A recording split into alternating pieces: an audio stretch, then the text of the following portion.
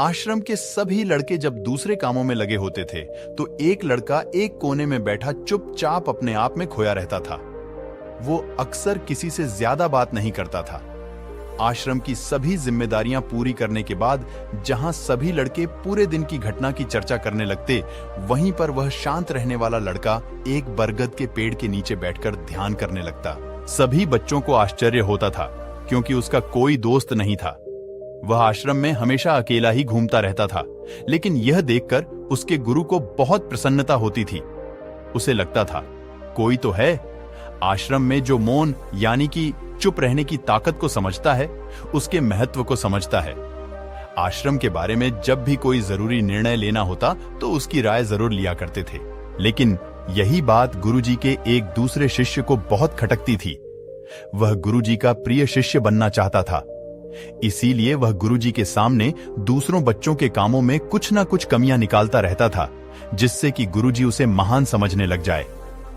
अक्सर वह अपनी जिम्मेदारी पूरी तरह से निभाने का दिखावा भी करता, चाहे उससे कोई सलाह ना भी मांगे, लेकिन फिर भी वह अपनी सलाह देता रहता था। बहुत बरबोला शिष्य था और आश्रम के दूसरे सभी बच्चों में बहुत प्रसिद्ध भी था, क्योंकि वह सबसे हंसी मजाक करता रहता था, उनसे दिन भर बातें करता रहता, इसलिए उसकी सबसे दोस्ती हो गई थी।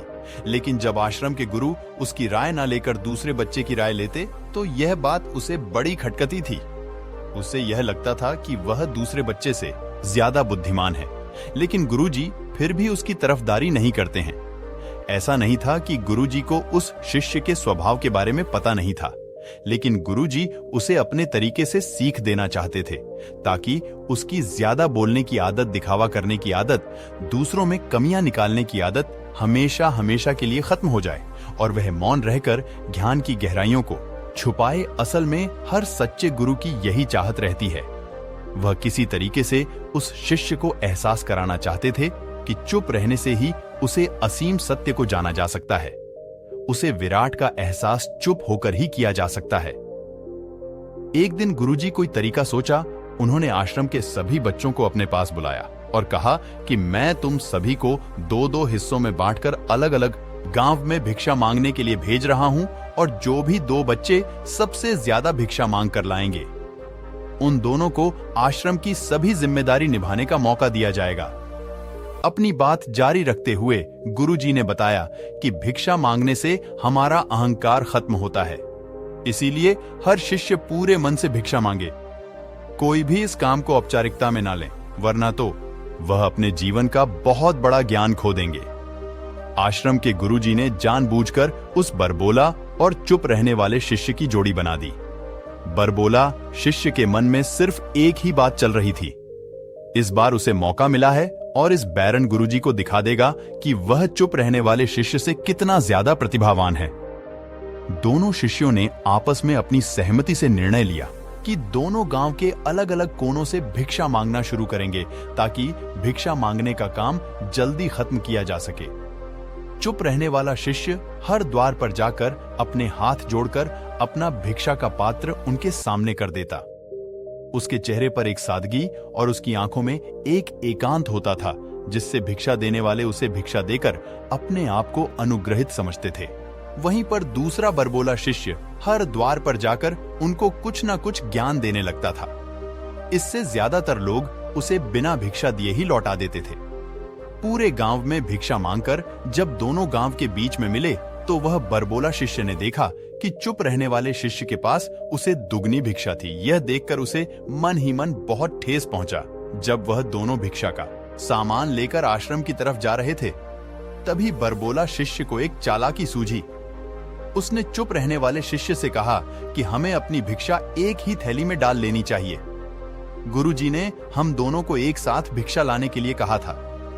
चुप रहने वाले शिष्य ने बिना कुछ बोले अपने सारे भिक्षा उसके थैले में डाल दी। बड़बोला शिष्य मन ही मन बहुत खुश हो रहा था कि अब गुरुजी को यह पता नहीं चलेगा कि ज्यादा भिक्षा हम में से किसने मांगी। उसे लग रहा था कि गुरुजी मुझे इससे कम प्रतिभावान समझेंगे, इसीलिए उसने ये तरकीब लगाई। सभी शिष्यों के आने के बाद संध्या के समय जब सभी की भिक्षा तोली गई तो इन दोनों शिष्यों की भिक्षा सबसे ज्यादा निकली।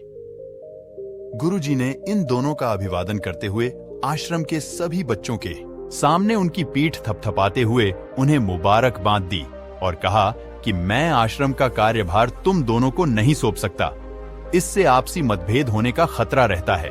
तुम दोनों में से जो ज्यादा भिक्षा लेकर आया है, आश्रम की जिम्मेदारी उसे ही सौंपी जाएगी। जब उन्होंने उनसे पूछा कि तुम में से ज्यादा भिक्षा कौन मांग कर लाया था, तो बड़बोला शिष्य ने कहा, मैं इससे दुगनी भिक्षा मांग कर लाया था, लेकिन मुझसे एक गलती हो गई कि मैं वह दोनों भिक्षा एक ही थैली में डाल ली।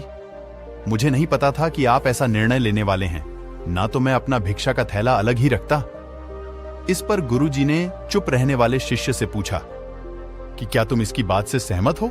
क्या तुम इससे कम भिक्षा लेकर आए थे?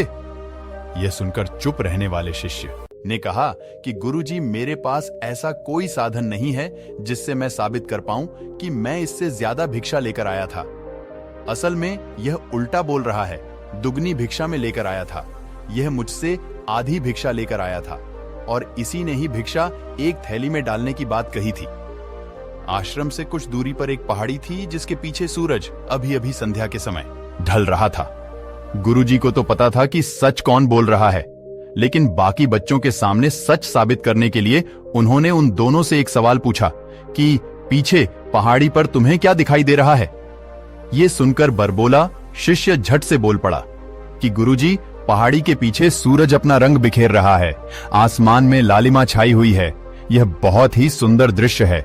वह तो और भी बहुत कुछ कहना चाहता था, लेकिन गुरुजी ने उसे चुप करते हुए दूसरे शिष्य से जवाब जानने के लिए जब उसकी तरफ देखा तो उसकी आंखों में आंसू भरे हुए थे।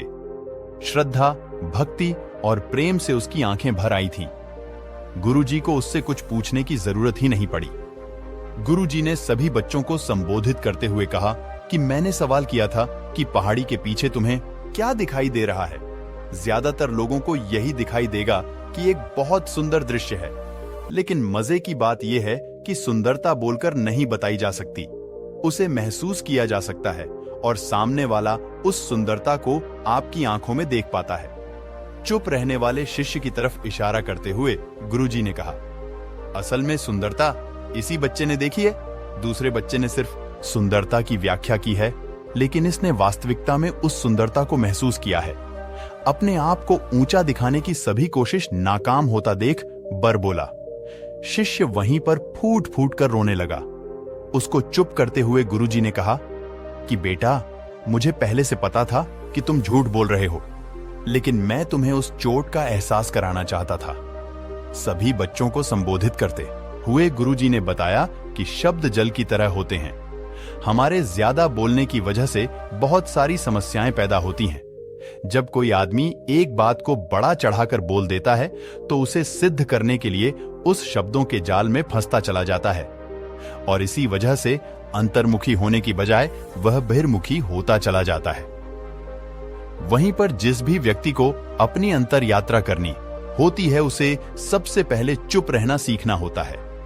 जरूरत से ज्यादा बोलने या फिर हर वक्त बोलते ही रहना, यह सब हमारे अंदर यात्रा में बाधा बन जाती है। जब आप चुप रहने का अभ्यास करते हैं तो आप अपने साथ वक्त बिताने लगते हैं, जिससे कि आप अपने एकांत को जान पाते हैं। और एक बार अगर मन में एकांत स्थापित हो जाए तो आपकी आंखों में, आपके चेहरे पर वो सादगी, वह एकांत, वह स्पष्ट की झलक, सब कुछ सामने नजर आने लगता है। कुछ साबित करने को नहीं रह जाता, कुछ बताने को नहीं रह जाता, सब कुछ आंखों में देखा जा सकता है। चुप रहने वाले शिष्य की तरफ इशारा करते हुए गुरुजी ने कहा कि अभी जो दृश्य इस बच्चे ने देखा, वह ज्यादा बोलने वाला आदमी कभी नहीं देख पाएगा। वह अपनी बुद्धि से तर्क वितर्क करता रहेगा कि उसे क्या क्या दिखाई दे रहा है, लेकिन उसमें से वह महसूस कुछ भी नहीं कर पाएगा। उसे दिखाई दे जाएंगे पहाड़, सूरज या फिर उसकी लालिमा, लेकिन उस सुंदरता को, उस विराट को, उस अद्वैत को कभी नहीं देख पाएगा। अगर चुप रहने की कला सीखनी है तो तुम्हें सबसे पहले एक बात ध्यान रखनी होगी कि तुम्हें किसी को भी प्रभावित करने की कोशिश नहीं करनी है। ज्यादातर लोग इसी वजह से ज्यादा बोलते हैं क्योंकि वह दूसरों को प्रभावित करना चाहते हैं, अपने आप को साबित करना चाहते हैं और उस साबित करने के चक्कर में वह शब्दों के जाल में फंसते चले जाते हैं और धीरे धीरे वही उनकी आदत बन जाती है। अगर कोई व्यक्ति दूसरों को प्रभावित करना चाहता है तो वह कितने लोगों को प्रभावित कर पाएगा और उसकी ये भूख बढ़ती जाएगी और वह संसार में सभी को कभी भी प्रभावित नहीं कर पाएगा।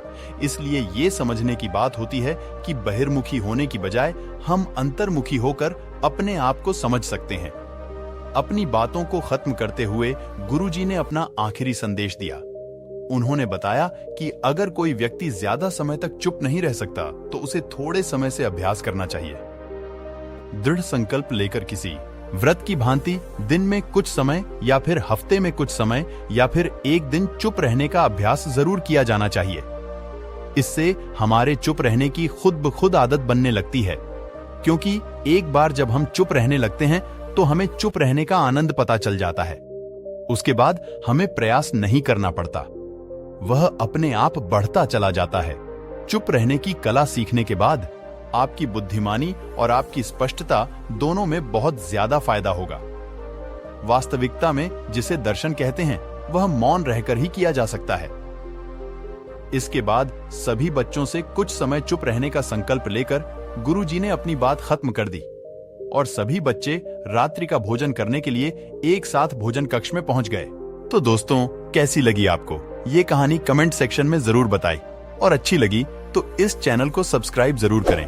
तो मिलते हैं किसी अगली कहानी में, तब तक के लिए अपना ख्याल रखिए।